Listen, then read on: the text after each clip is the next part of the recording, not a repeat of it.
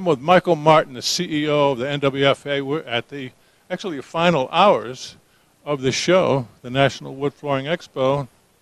Are you ready to take a vacation? I might be ready for happy hour, a little bit. Well, this has been a heck of a show. How would you capsulize this show for? Well, I think we wanted to find a way to honor our 30th anniversary, but do it with a future-focused slant as opposed to making everything about the past. So I think we found a way to balance out the honoring our founders and with our Play It Forward theme to get people involved in their own community projects and to find some community projects that help launch us as an industry outside of ourselves a little bit. And again, the opening segment, you had Gary Sinise with the Gary Sinise Foundation doing some excellent things for our vets. That was there wasn't a dry eye in the house. No, we're so privileged to have the opportunity to partner with the Gary Sinise Foundation. It's in that particular building. We're doing 15 homes over the next year. 8 of our manufacturers have stepped forward to donate product to help us get that done. But what's great about this particular the way that they do their homes is that our product matches up to their needs because they have to have a hard surface for the veterans that they're doing homes for, because most of those veterans have lost multiple limbs. So they have to have a hard surface. They're in smart homes where the cabinetry and the stoves and everything lifts and lowers, and everything's operated by an iPad. So we're really excited to be part of that process. I guess the story here, there's been growth here last year, growth here this year. This has to be one of the biggest ever. It's certainly bigger than last year. You got any official numbers you can give us? We don't have official registration numbers yet because we don't have all of our drive-ins captured. But we're right at 3,000, maybe hopefully a little bit above, but we may be just a little bit below. It just depends. Some cities are better to drive into than others. Nashville's a really strong drive-in city. St. Louis is close to a lot of cities, but we're not sure we'll have the same drive-in that we had in Nashville. But the idea that, the mood here seems to be up to me. Yeah, I've been walking on the show for 3 days. Overall positive, is that what you've been getting before and during the show?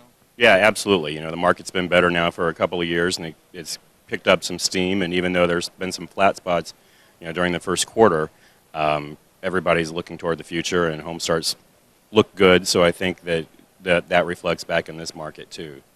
I interviewed somebody a little bit ago, and he said, "Boy, I really love this show because the people that come here know wood. In fact, they know more than I do," he said, and this is a pretty knowledgeable guy. And I think that's interesting. You have the heavyweights, the people that are seriously involved. And I guess that means that there's two-way communications at an outing like this. What do you mean by two-way communications, that the exhibitors learn as much as the attendees do? Oh, absolutely. I think, selling product is one thing, installing product is different. NWFA is unique in that it represents a whole supply chain. So we have, as membership, we have manufacturers, distributors, contractors, installers, inspectors. Everybody's a part of the same organization. So that communication that you're talking about is part of why we're structured the way we are, so that there's equality within the association to share those conversations, and everybody brings something different to the table. And if we work together, we can take things forward faster. I can remember at the opening session in discussing the beginning of this 30 years ago, they were talking about the precursor to NWFA, where, and I think, I don't know who was saying this, but when an election was taking place, when they're going to vote on something, distributors were asked to leave the room, and that was something they definitely did not want to happen with the new organization.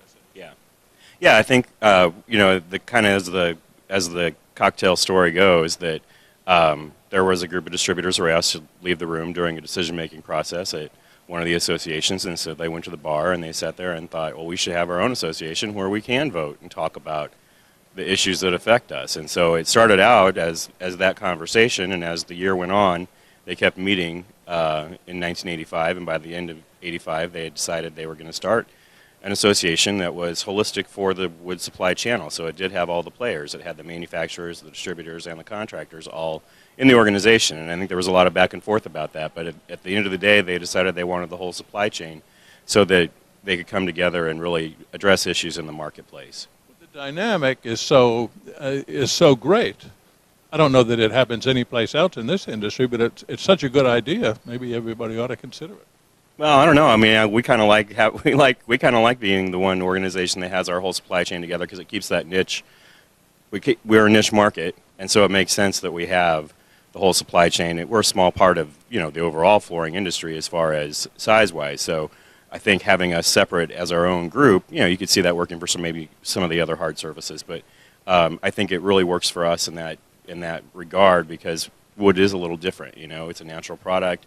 There's a craftsman level with it. The installers bring a lot of sand and finish knowledge and come up with some really beautiful artistic things that they can do with the floor. And so to have them be able to come and have the relationships up and down the supply chain to see all the products that they can use to bring that creativity into the home is great. And that's where we really see the conversations you were talking about earlier.